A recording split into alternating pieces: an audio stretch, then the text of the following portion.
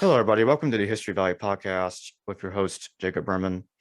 Today, I'm joined once again by Professor Bart Ehrman and frequent guest, James Valliant. And today, we're going to be interviewing him together, and we're going to be talking about William Winston's view on Josephus. William Winston had a very strange view on Josephus back in his lifetime, and he thought that Josephus was a Christian. And today we're going to be talking about the problems with that claim and why scholars do not agree with William Winston, the translator of Josephus, on that claim that he was a Christian and why we know he was not a Christian. So, Dr. Ehrman, what do you think about William Winston's claim that Josephus was a Christian? I just want to start us off with that question.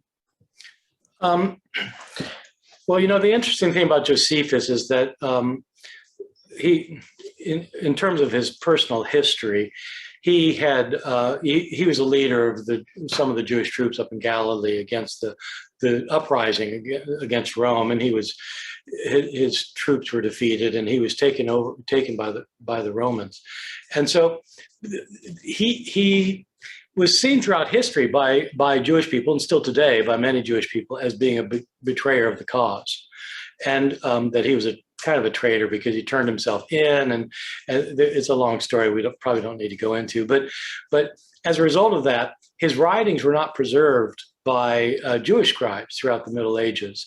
His writings were preserved by Christian scribes, and the reason that he wasn't alone in this view, but Whiston understood that this passage in Josephus in Book 18 of the Antiquities, his History of the Jewish People, the Antiquities of the Jews, it's a 20-volume work that Josephus wrote. And in Book 18, he has a description of Jesus in which he says things like, he was the Messiah, he was raised from the dead according to the prophets, and so he professes Christian faith. And so that's why I don't think Whiston was alone in this. There were other people who said, well, okay, he was a Christian because he says that Jesus was the Messiah who was raised from the dead. But the point I'm making is that his works were preserved by Christian scribes rather than Jewish scribes. And as we know, people who are handwriting things, hand copying things can change it. And it looks like Christian scribes sort of whomped up Josephus's story a little bit to make it sound like he wasn't just talking about a man, Jesus. He was talking about the Messiah, Jesus, who was raised from the dead. But that wasn't original to Josephus, but Whiston wouldn't have known that. Exactly. I think we know that, particularly from the works of the Christian writer Origen, who apparently was reading a copy of Josephus that did not have all those grand claims about Jesus. Origen was convinced that Josephus did not call Jesus the Christ or believe Jesus was the Christ. Most you can get from reading Origen is that he had a brother who was Jesus, the so-called or the aforementioned Christ. And I agree with Professor Ehrman. When you look at the testimonium itself, it looks to be enormously enhanced with just rank Christian doctrinal material that is unlikely to have come from even whatever we think about Josephus, from a historian writing to a pagan audience. But I think it's more, though, and this I'd like to ask Professor Ehrman about. There's a lot in Josephus that seems to be friendly to Christians other than the testimonium. For example, Josephus is typically skeptical of first century messianic types because they tend to be Jewish rebels. They're these innovators, these robbers, these bad guys, these false messiahs.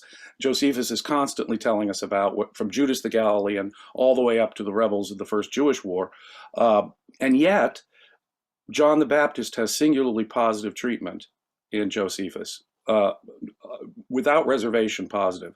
James, the brother of the so-called Christ, has unreservedly positive treatment in Josephus, which also suggests that whatever was in the original testimonium was likewise probably also as positive as the James reference, because his brother is referenced so positively 2 books later in book 20 of the Antiquities. So why would it be, for example, that you think that Josephus would have a unique sympathy for, say, protagonists of the New Testament, like the Baptist, James, the brother of Jesus, and presumably Jesus himself? Well, Yeah. So, a couple of points. But it's a really interesting observation that that's true, that John the Baptist is not maligned, and James, the brother of Jesus, is not maligned, but a lot of these other apocalyptic prophets are. So the deal with Josephus, as you yourself were mentioning, was that Josephus, at the time he's writing the Antiquities, is he's a court historian in Rome. When when the general who conquered his troops was Vespasian, who then once he was defeated and Josephus was taken prisoner, he was brought before Vespasian, and he predicted that Vespasian would become the emperor. This was the year of the 4 emperors. There was a sequence of very quick assassinations and finally Vespasian ended up on the throne. And so Vespasian thought, well, Josephus is, he's a prophetic character because he predicted I would be, it's like the next president, who predicts he's going to be president, then, he makes the other guy who predicted it as vice president or something. So, but my point is that Josephus, writing for Romans, wanted to downplay the significance of apocalyptic Jewish movements, because it was understood that these apocalyptic movements that thought that there's going to be a big cataclysmic overthrow of the enemy would not be looked upon kindly by Romans. But the thing is that when Josephus is writing his account, there are different ways to minimize the apocalyptic nature of various spokespersons in his day. One is not to mention them. So like if somebody is really a problem, you just don't mention them. Another way is to cast aspersions on them by saying, that and telling nasty stories about them, so you don't think, this author is not supporting them. But another way is to change their message, so that they're no longer proclaiming an apocalyptic message. And I think that that's probably what's going on with John the Baptist. One of the striking things about the portrayal of John in Josephus is that the apocalyptic message that he delivers in the Gospels is quite muted when you get to Josephus. And so if all you had was Josephus, you probably wouldn't suspect that he was like these others. And so it might be that the way he's doing it in this case is not by ignoring him or by casting aspersions on him, but by simply reporting part of his message, but not getting really to the heart of it. That's a really, really interesting answer, because the John the Baptist portion, he almost ascribes to the Baptist standard contemporary Jewish theology, the love commandments, right? Whereas we get no hint of the separating the wheat from the chaff and the chaff going on the fire that never burns, that sort of thing that we hear. No. The axe is laid at the root of the tree, and every tree that doesn't bear root will be thrown into the fire. It's like this destruction, and it's starting right away, right? The axe is at the root. You get that in the New Testament. You get it in the Q material, but it's not in Josephus. And so I think that what's going on is that he's muting some of that. So in effect, you would agree that Josephus is in effect whitewashing what might have been otherwise apocalyptic messianic figures in John and probably James. And maybe, well, I assume James, but the problem with James is we really don't have independent attestation about what his personal views were. It's a pretty good assumption that he had pretty similar views to Jesus and his disciples, and they almost certainly were apocalypticists. And so I think it's likely that James was, but I don't think we have reliable reporting on what James's particular take on these situations were, but it's plausible that he was an apocalypticist. Professor Ehrman, just give me 1 second, James. I just want to get this question real quick. Do you find it interesting that there's this parallel story in Josephus, or at least parallel theology, in which Josephus, during the Jewish war, when he was on the side of the rebels, I think this happened around 67 AD, he got into a heated argument with the other Jews in the military, because they were talking about forcing others to be circumcised to join their side against the Romans. And Josephus is like, no, we don't need this. They don't need this. They don't have to be circumcised to join us. I could just add, kind of like Paul. Paul's position is that circumcision is no longer necessary. If I could just enhance your Josephus, even when he discusses in the Antiquities the story of the covenant with Abraham, the initial institution of circumcision, disconnects it from the covenant. He's downplaying the significance of circumcision, and then later making it quite clear that he himself is opposed to making converts and allies be circumcised, similar to Paul, I suppose. Yeah, that's pretty much the point of it, the question I was asking. Yep. Well, I'd say, it is an interesting similarity. I would say that one of the major differences is that Paul is developing a theology of salvation. And I don't believe that's what Josephus is talking about. Right. Paul is dealing with the question of how it is that somebody is put into a right relationship with the God of Israel. And the natural assumption, of course, is that if you're going to follow the God of Israel, that you will follow the laws that he's given to his people. He made a covenant with Abraham in the book of Genesis, and the covenant was that Abraham would have a large number of descendants, and he'd be given the promised land. And to show that these people were the chosen people, the boys, 8 days old, would be circumcised. And God said, this is an eternal covenant. And so it's quite emphatic in Genesis that the people who are going to be followers of the God of Israel are under an eternal obligation to circumcise their children. And so when Paul then becomes a follower of Jesus, he's put into this situation because he firmly believes that Gentiles do not have to become Jews. Because if becoming a Jew is part of what is required for salvation, in other words, for example, a baby boy being circumcised, or people keeping kosher, or keeping the Sabbath, if there are things that they have to do, then in fact, if you could be saved by being Jewish, you wouldn't have to have Jesus die. And so, for Paul, Christ's death was everything, and so that's the reason that he's not opposed to circumcision per se. Paul's only opposed to Gentiles getting circumcised in order to join the followers of Jesus. And I think Josephus is dealing with a different situation. He's not dealing with like how you're going to have ultimate salvation in the kingdom of God to come. Or so it's a theological issue or a religious issue for Paul, and I don't see it that way for Josephus. May or may not have been. It could have just been a political issue under the tense circumstances that he was facing, caught between cultures in effect during war. Right. Is that what you're saying? Yeah.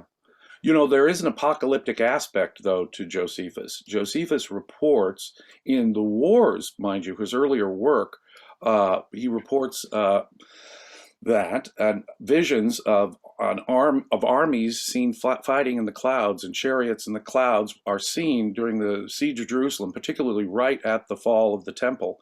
And in that very same chapter, of that very same book, he then discusses a guy named Jesus ben Ananus, who had for 7 years before the war been making apocalyptic predictions, I suppose, about the destruction. Like then, so close to the war, they're probably much more realistic predictions. But in fact, however realistic and a smart observer at the time might have been, Josephus reports a guy named Jesus who 7 years before the destruction of the temple was going around saying, woe to Jerusalem, predicting the end, not with the details of Mark 13, say, but with at least an echo of what a later echo, perhaps.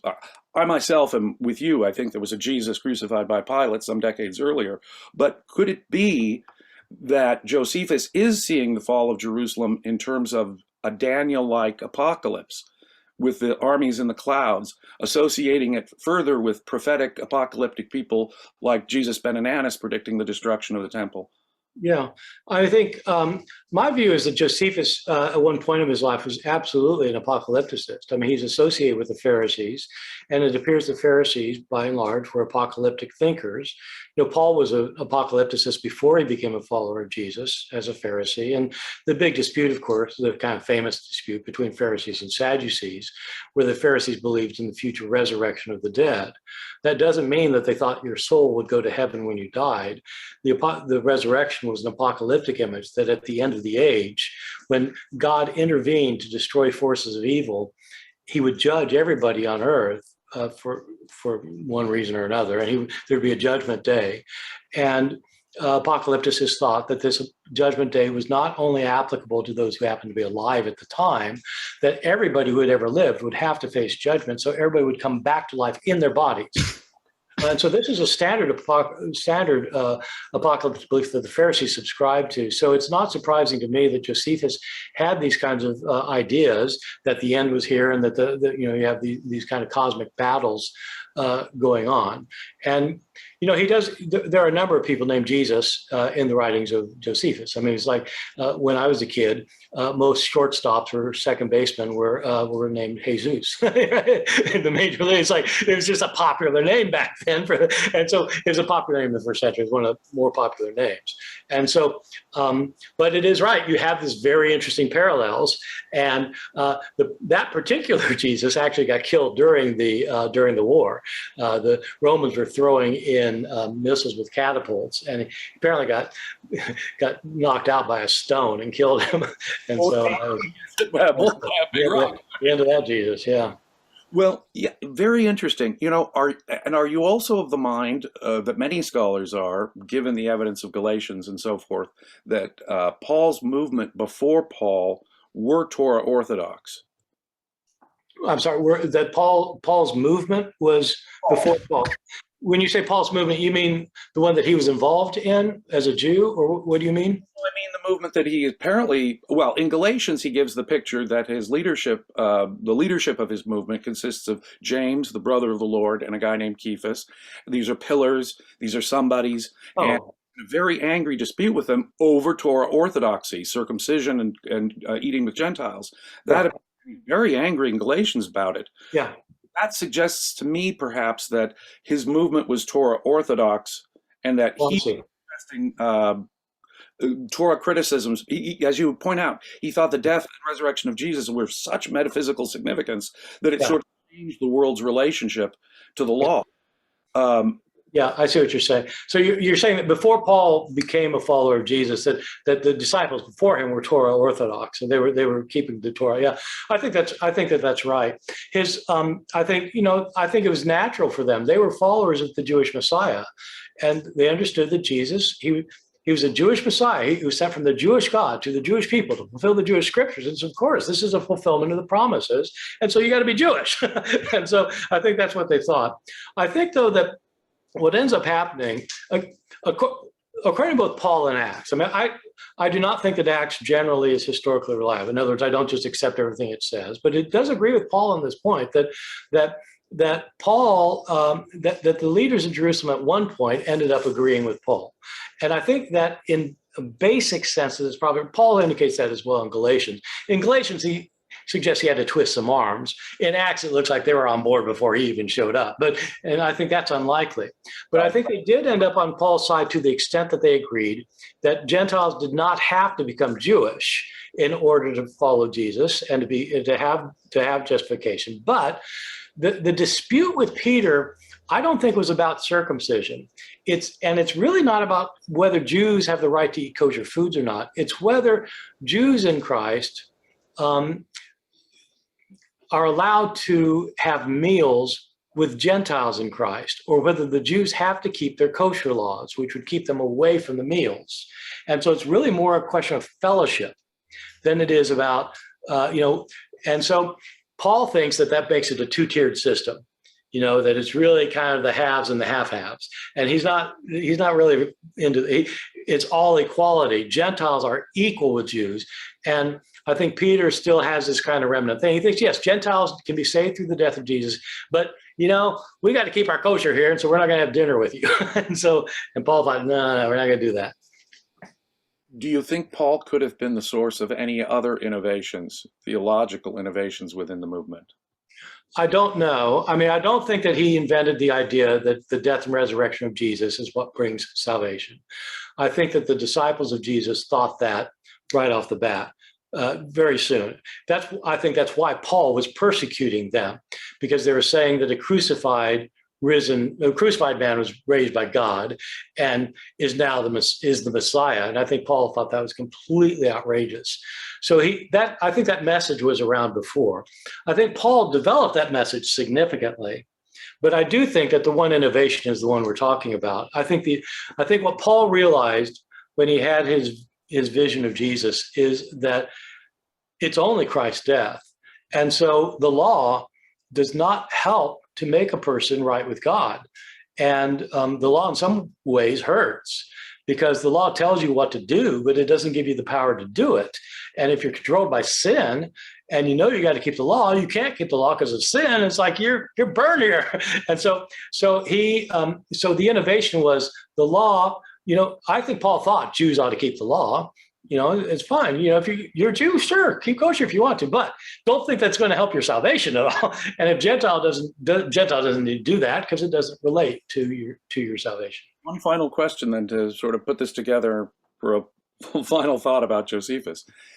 Given the fact, and you, sir, have demonstrated that to my satisfaction in amazing books and they are the best when people who are unfamiliar with the area of biblical criticism ask me for recommendations, it's always Jesus Interrupted, Forged. Your books, I think, are the absolutely best introduction to textual biblical criticism and the work of great scholars, including yourself, over the last 200 years in understanding that the Gospels really aren't to be relied upon as sound history, including Acts, as you point out.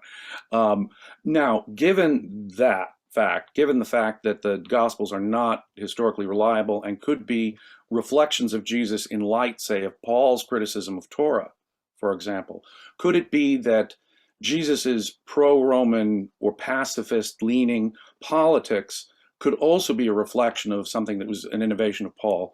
Jesus, the hard fact we know about Jesus is that he was crucified by the Romans. And wouldn't that suggest that, at least in the Romans' mind, he was a rebel and a militant Torah Orthodox nationalist like most of the Messianic Jews of the first century?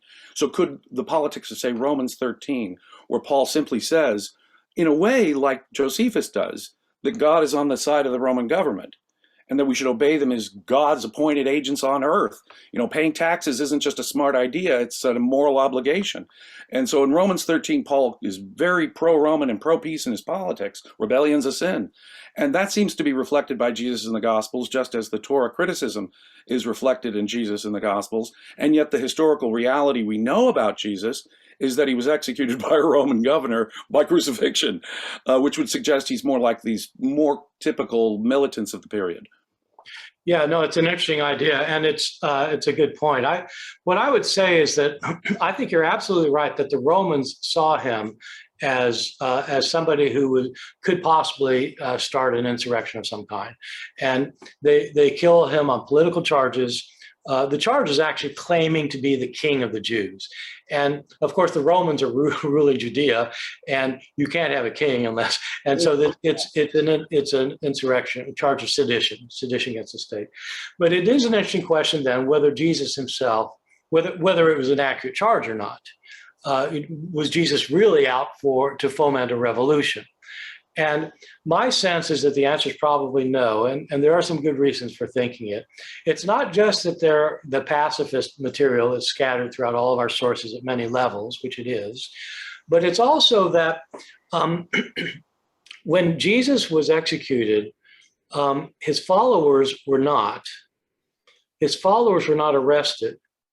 And if he was actually preaching insurrection and he had followers who were willing to go to war against the Romans, for me, it's inconceivable that they just didn't round up the whole lot of them and kill them all. So I think probably this is one of those cases where they realize this person seems to be a troublemaker and we're going to get rid of him.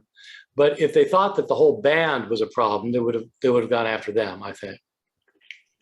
That's interesting because we do have reports from Josephus of isolated executions of that kind. Yeah, we do. Well, including John the Baptist, of course. I mean, for different reasons. But in other times, in other apocalyptic prophets, like Theudas and the Egyptian that Josephus mentioned, there's massive murders. I mean, they go after them and they kill tons of them, and you don't get that with Jesus. Is that the way Josephus describes the execution of Judas? No, Theudas. James, he said some others were executed with James. But Theudas, John the Baptist, do they have a whole crowd executed with them? No, John the Baptist was the only one executed. But I don't think James, in Josephus, does Josephus say that, he talks about James being killed. Did he talk about his followers being killed too? Certain others were executed with when Ananias, the high priest, convened the Sanhedrin. Others. But that wasn't for insurrection against Rome. But it's interesting. There is a case where you don't have an isolated execution. James. You certainly have lots of cases. That's why I was saying you have these apocalyptic prophets, Theudas and the Egyptian, who are making apocalyptic predictions of the overthrow of the enemy, and the enemy, the Romans, just come in and wipe them out, the whole group. I suspect a rebellion like the Egyptian was wiped out, but when we're told about, say, the execution of Theudas, it's sort of isolated. Is it? I need to relook at that.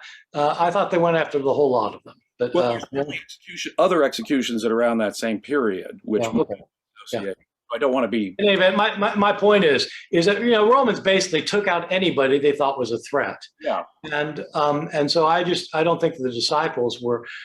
That suggests that Jesus was not. My view of this whole thing is that there are actually there are lots of different kinds of apocalyptics, lots of different kinds. But two of the major differences are that you have some apocalypticists who think that the end is coming soon and God is going to intervene, but he's going to use us to do it. And so that can be a revolutionary kind of apocalypticism. And you get a bit of that in the Dead Sea Scrolls, where they think there's going to be this war that they're going to participate in, this 40-year war, and they're going to be in there. And so there it's more of a violent thing. But you also have pacifist apocalypticism, which says, this is not up to us. Yes, these forces are evil and God is fed up with them, but God's going to take care of it. And I think that's what I think Jesus' message was. This is not up for us to rebel. This is just for us to trust that God is going to do it, and he will. And when he does, he'll bring in the kingdom, and you need to be ready. So his message is not, let's drive these people out of here. His message is repent and change how you live. And so I think I have a final question for you, Professor Ehrman. In light of Jesus being an insurrectionist, as scholars have long addressed, there's this strange scenario in the Gospels where you have Jesus Christ and Barabbas, and it is said that in earlier Greek manuscripts, the guy's name was actually Jesus Barabbas, Jesus, son of the Father. And Origen of Alexandria apparently complained, saying, "How could a sinner be called Jesus?" There are some scholars that claim that, so Jesus Barabbas, an insurrectionist that was brought before Pilate, the crowd says, spare him. So he releases him. But Jesus Christ, who is supposed to be not an insurrectionist, according to the Gospel's point of view, he gets crucified. And scholars have long said this is improbable. That could not have happened in this way in history. And other scholars will say Jesus Barabbas actually is Jesus Christ himself. What are your views on that? Yeah. Okay, I don't agree with that. So the Jesus Barabbas thing is, Barabbas is named in the Gospels. It's only in Matthew that you get some manuscripts that rename him, that indicate that his name is Jesus Barabbas. And right. It's almost certainly in order to heighten the irony of the situation. I personally do not think that this Barabbas situation is a historical event. Because for lots of reasons I don't have time to go into.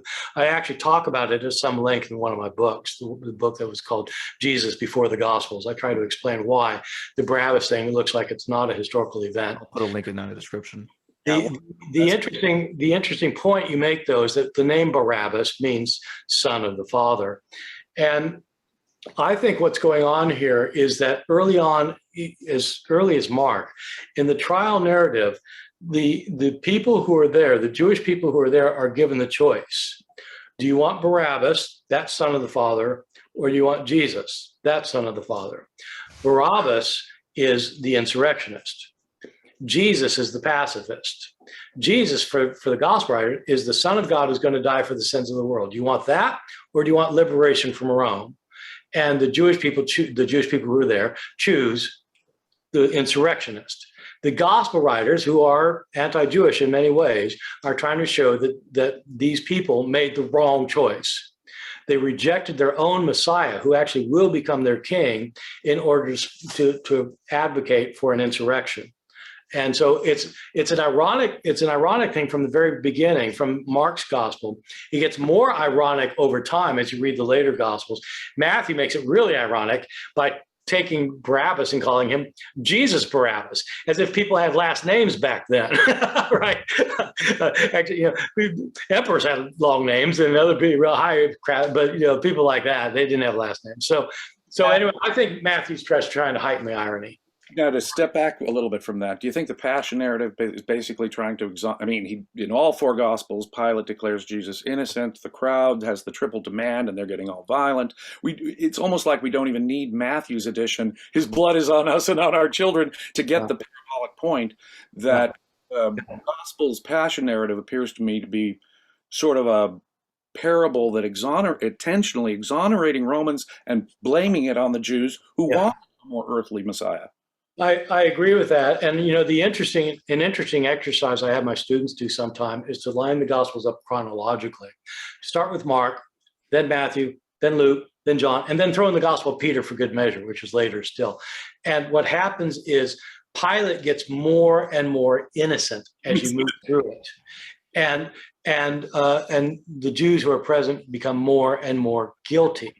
And so it's very interesting because when you get to, in Matthew, of course, in Mark, Pilate and the Jewish priests, they kind of agree, okay. And so he doesn't protest too. He protests a little bit, not a lot.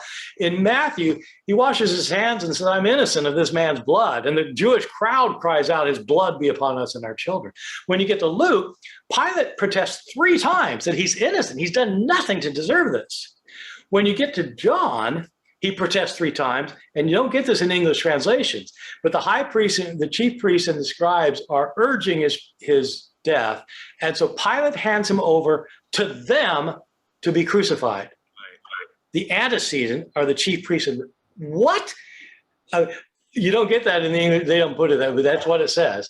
When you get to the Gospel of Peter, forget it. Oh my God, it is like so anti-Jewish. By the time you get to John, too, it's almost as though it's overtly anti-Semitic. The Jews Jews possessed by Satan and are. Yeah. No, in chapter 7 of John, when the Jews are saying, Jesus is saying, Abraham is not your father is the devil. Whoa. Good luck with that one. Yeah.